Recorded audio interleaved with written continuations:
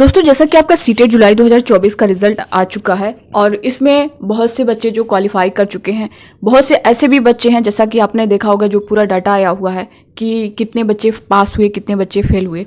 लगभग जो है दोस्तों 20 लाख प्लस जो है अभ्यर्थी शामिल हुए थे और उसमें से आपने देखा होगा कि 3 लाख लगभग अभ्यर्थी ही पास कर पाए हैं सीटेट। तो आप देख सकते हैं इसमें इतनी भारी मात्रा में जो बच्चे हैं नॉट क्वालिफाई हैं, तो उसका रीज़न क्या है, क्यों ऐसा हो रहा है। दूसरी बात दोस्तों, जो बच्चे 1 या 2 नंबर से रह गए हैं उनको जो है ज़्यादा हर्ट होता है कि हमारा 1 नंबर से रुक गया, 2 नंबर से रुक गया। तो अब आपको क्या करना है, अगला सीटेट देना है या नहीं देना है, कब तक आएगा। और जो बच्चे जिनका क्वालिफाई हो भी चुका है अगर वो भी देना चाहें तो बिल्कुल दे सकते हैं। आप अपना जितना अटेम्प्ट आप देना चाहें दे दें, क्योंकि इसमें लिमिटेड नहीं है कि आप सीटेट में 1 अटेम्प्ट दे सकते हैं, 2 अटेम्प्ट दे सकते हैं, 3 अटेम्प्ट दे सकते हैं। तो आप कितना भी अटेम्प्ट दे सकते हैं। अगर आपको लगता है कि आप जो है और इम्प्रूवमेंट लाना चाहते हैं और जो है अपना नंबर स्कोर करना चाहते हैं, तो ये सारी चीज़ें हैं। तो इसको लेकर के बहुत से बच्चों के कमेंट आए कि मैम अगला सीटेट कब तक होगा, नोटिफिकेशन कब तक आएगा, एग्जाम कब तक होगा, चाहे आप बीएड हो या फिर डीएलएड हो, सभी अभ्यर्थियों के। तो सब कुछ यहाँ पे हम लोग डिटेल में जानने वाले हैं। आप सभी बने रहिएगा वीडियो के लास्ट तक बिना स्किप कर। दोस्तों नए चैनल पे सब्सक्राइब कर लीजिएगा, बेल आइकन को प्रेस कर लीजिएगा ताकि सीटेट से रिलेटेड या किसी भी शिक्षक भर्ती से रिलेटेड हर ऑथेंटिक अपडेट आप तक टाइम पर पहुंचती रहे। यहाँ पे दोस्तों जो आपका सीटेट है रिजल्ट है जो वो आ चुका है। अब जो है इसका जो डिजी लॉकर में आपका मार्कशीट और सर्टिफिकेट जल्द ही आ जाएगा। 20 से 25 दिन के अंदर जो है आपका डिजी लॉकर में आपकी मार्कशीट और सर्टिफिकेट जारी कर दी जाएगी। दूसरा, अब उसके बाद जो अगला प्रोसेस है दोस्तों, आपका अगला सीटेट है। अगला सीटेट जो है वो इसका नोटिफिकेशन अगस्त के ख़त्म होने के बाद यानी सितंबर में आपका जो है सीटेट का नोटिफिकेशन देखने को मिल जाएगा, क्योंकि इस बार सीटेट तेज़ी दिखा रहा है। आपका रिजल्ट भी जो है बहुत जल्द जारी कर दिया गया है। तो नोटिफिकेशन दिया जाएगा, उसमें 1 महीने का टाइम आपको दिया जाएगा फॉर्म फिलअप वगैरह का। उसके बाद करेक्शन की डेट दी जाएगी। आपने कोई मिस्टेक किया है फॉर्म में तो आप करेक्शन कर सकते हैं। ये सारी चीज़ें हैं। उसके बाद दोस्तों जो है आपका जो एग्ज़ाम है ना, वो आपका एग्ज़ाम जो है दिसंबर में करा लिया जाएगा। तो बहुत ज़्यादा आपके पास टाइम नहीं है। आप देखिए सितंबर, अक्टूबर, नवंबर, दिसंबर आपका ये ऐसा चला जाएगा कि आपको पता भी नहीं चलेगा। तो जो बच्चे 1-2 नंबर से भी रह गए हैं उनको वो ये ना समझे कि हमारी तैयारी पूरी है और हम लास्ट में कुछ पढ़ करके, थोड़ा बहुत पढ़ करके या 10 दिन 20 दिन पढ़ करके हम जो है क्वालिफाई कर लेंगे। ऐसा बिल्कुल भी भ्रम मत रखिएगा, क्योंकि हर बार अगर आप पेपर देंगे तो हर बार आपको नई चीज़ें दिखेंगी।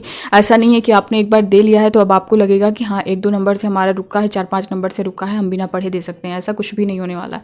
तो आप लोग अभी से अपनी तैयारी को कंटिन्यू रखिए और अच्छे से एग्ज़ाम दीजिए, क्योंकि दोस्तों अगर आप स्टार्टिंग से पढ़े रहेंगे तो वो आपका लास्ट में अगर आप रिविज़न भी कर लेंगे ना तो आप अच्छा स्कोर कर लेंगे। बट अगर आपने कुछ भी नहीं पढ़ा है, लास्ट में आप कितना भी पढ़ लेंगे तो वो उससे कुछ होने वाला नहीं है।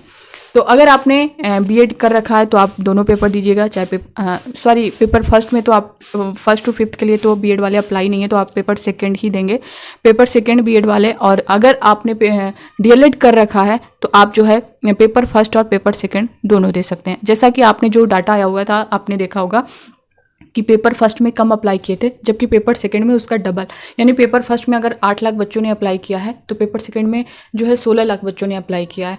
तो वो क्यों होता है पेपर सेकंड में, क्योंकि उसमें डीएलएड और बीएड दोनों अभ्यर्थी शामिल होते हैं पेपर सेकंड के लिए। और पेपर फर्स्ट के लिए सिर्फ डीएलएड वाले हैं। पेपर सेकंड में जो है सिर्फ जो है जो बीएड वाले हैं सिर्फ पेपर सेकंड के लिए अप्लाई कर सकते हैं, पेपर फर्स्ट के लिए कर नहीं सकते हैं, क्योंकि 1 to 5th में अब वो एलिजिबल नहीं है।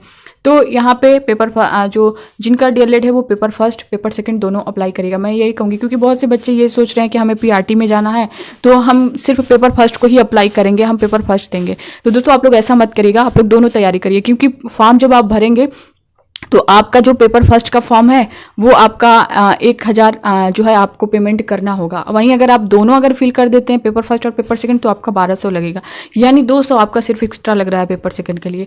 तो आप 200 के लिए पीछे मत हटिएगा। और क्योंकि अगर आपको 2 मार्कशीट मिल जाएगी तो आपके पास डबल चांस रहेगा। या तो आप पीआरटी में कोई वैकेंसी आ रही है आप उसके लिए भी अप्लाई कर सकते हैं, 6 to 8 में कहीं वैकेंसी आ रही है तो आप उसके लिए भी अप्लाई कर सकते हैं। तो आपसे मैं यही कहूँगी, जो भी डीएलएड अभ्यर्थी हैं आप लोग पेपर दोनों दीजिएगा, पेपर फर्स्ट हो या फिर पेपर सेकंड। आपका ऐसा नहीं है कि सेंटर अलग करेगा या कहीं दूर भेज देगा। पेपर फर्स्ट को एक ही दिन आपका पेपर होगा, एक ही दिन मॉर्निंग में और इवनिंग में, दोनों शिफ्टों में आपका सेम जगह सेम सीट पर ही रहेगा। तो आप लोग दोनों पेपर दीजिएगा। और यहाँ पे एक चीज़ और है कि मान लीजिए आप पेपर देने जाएंगे ही, मान लीजिए अगर आप पेपर सेकंड नहीं भर रहे हैं तो पेपर फर्स्ट आप देने जाएंगे ही, तो पेपर सेकंड आपका जब वही होगा, ऐसा तो है नहीं कहीं आपको और जाना है या फिर ये सारी प्रोसेस है, तो आप दोनों, मेरा यही कहना है आपसे कि आप दोनों फॉर्म को फिलअप करिएगा। बाकी जो आपको बेटर लगे वो करिएगा। मेरा यही मानना है कि आपके पास डबल चांस होगा इसके लिए कि आप पीआरटी में भी अप्लाई कर पाएंगे, 6 to 8 में भी अप्लाई कर पाएंगे। तो ये थी दोस्तों इससे रिलेटेड पूरी जानकारी जो कि मैंने आप सभी को दे दी है। बाकी ये जो स्टेट टेट का है कि बहुत से बच्चों का कहना था कि मैम मेरा सीटेट जो है 1-2 नंबर से रह गया है, तो अब हम क्या करें।